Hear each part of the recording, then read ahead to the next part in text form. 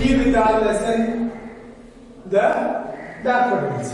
So we have taken up the first two stanzas, and we shall proceed with the third stanza. Okay. Now, see, what we saw was, continuous as the stars that shine and twinkle in the Milky Way, they stretched in a never-ending line along the margin of the bay. 10,000 saw I at a glance, tossing their heads in sprightly dance. That's where we start. So in this, the poet says this experience was it was a never-ending experience for him, an everlasting experience. Just like the belt of daffodils that stretched or seemed to stretch infinitely or very far away, just like the stars in a Milky Way. Milky Way is our galaxy. They seem to be never-ending, and they were bright and shining. Okay, and then they are personified, I said, because they are given the qualities of persons. The 10,000 saw I at a glance, and here hyperbole is used. That is an exaggerated statement. It's impossible for a person to count 10,000 at one glance. But it means numerous, large number of them. So it's an example of hyperbole. It's tossing their heads in sprightly dance. And tossing the head, shaking their heads. And in a sprightly dance, in a lively dance. That is the quality of humans. Okay. The waves besides them danced, but they outdid the sparkling waves in glee. A poet could not but be gay in such a jocund company.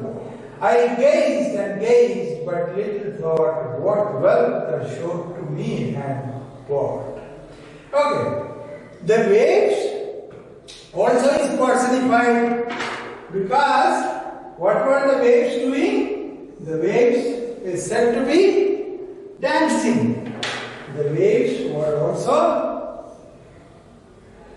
dancing, and therefore it's there is personification in it. The figure of speech used here is personification. So the flowers were dancing, the flowers were given the qualities of humans, so also the waves were dancing.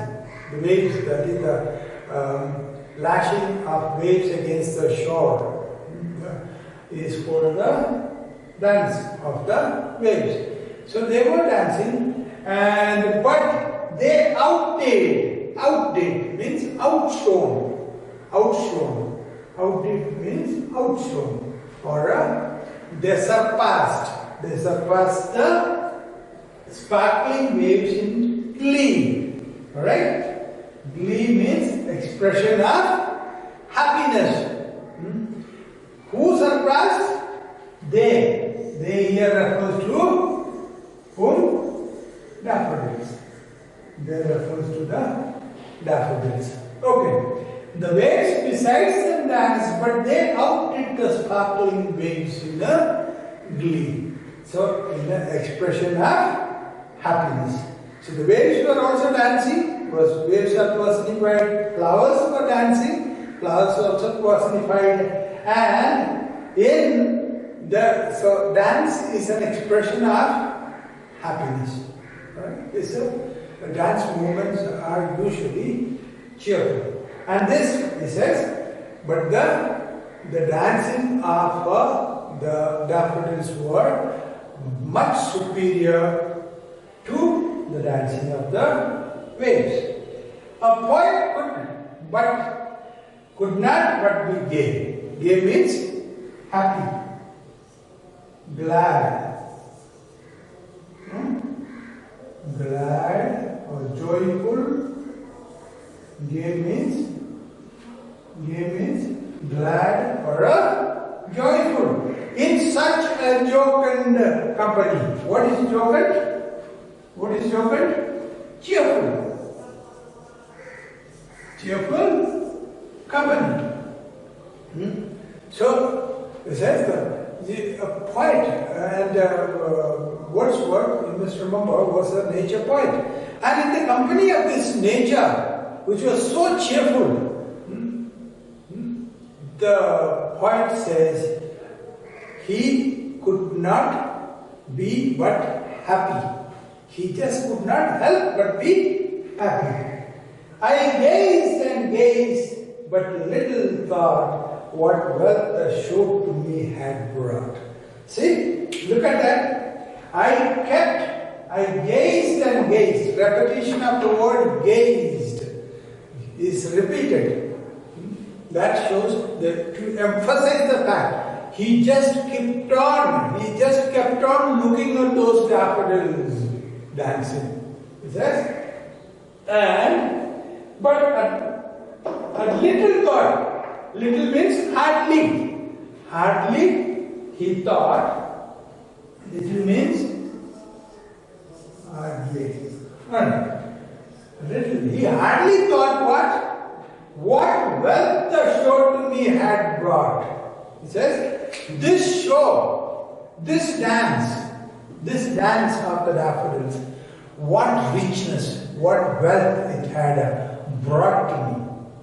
In other words, the poet was enriched by this particular scene of natural beauty. The natural beauty, the daffodils dancing and the waves dancing, and in this company of nature was an experience for him, an unforgettable experience, and it had brought great wealth to him. Alright, we'll go to the next stanza. That is the final stanza. The final stanza of the poem. And this poem, with this poem, we will have completed our syllabus for this year from poetry. So we have completed 5 poems.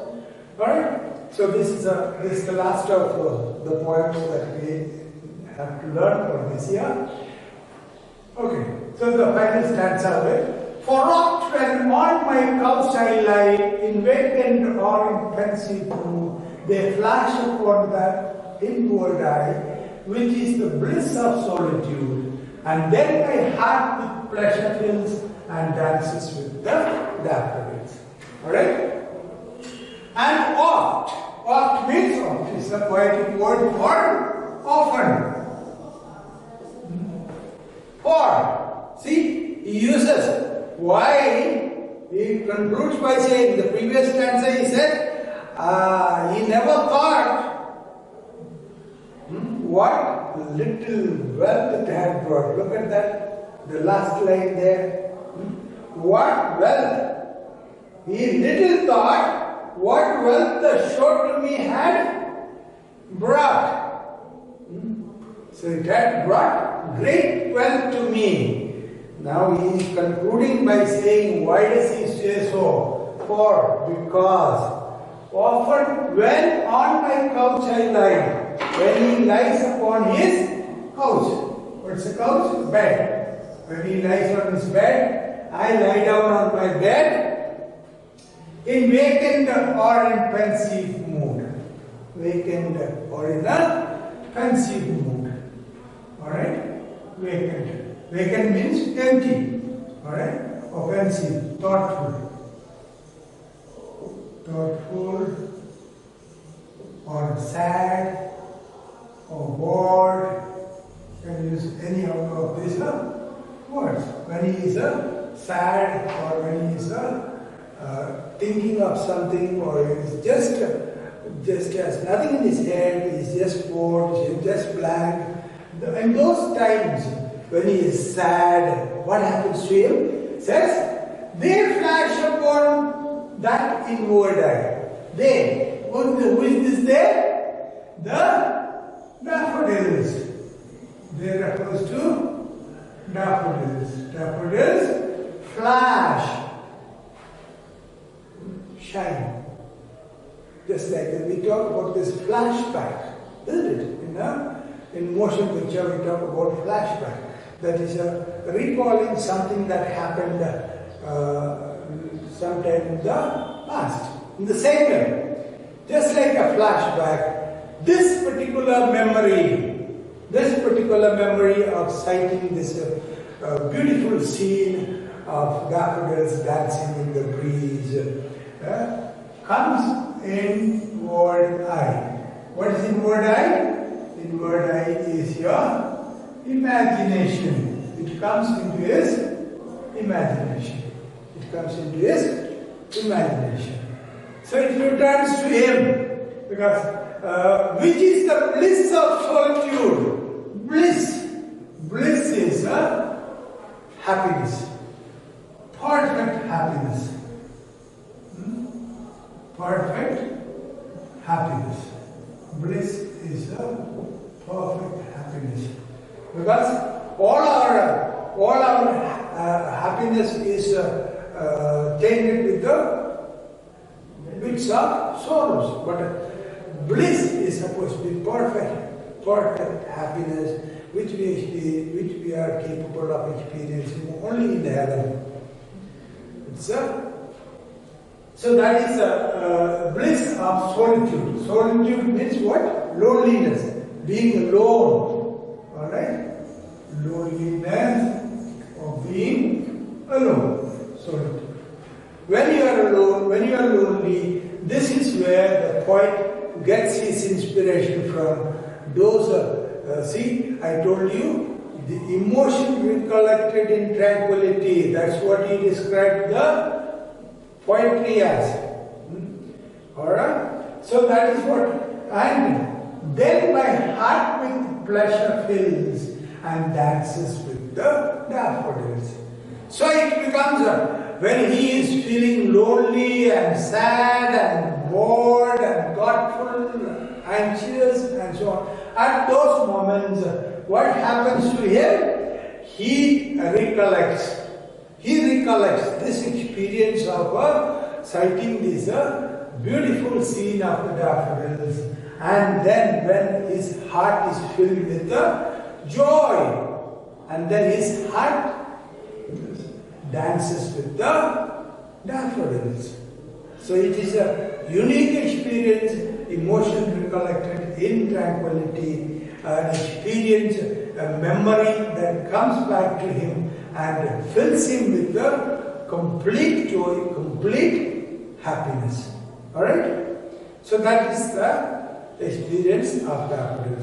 The poet starts in a pessimistic tone. He says, he starts with loneliness. He wandered lonely as a cloud.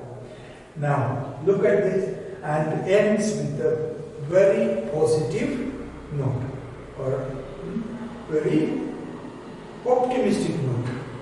Very pessimistic starting and ending in a very optimistic note with because this experience, this unique experience of sighting this daffodils were an experience that he could not ever forget. Okay, shall we finish with that? Okay.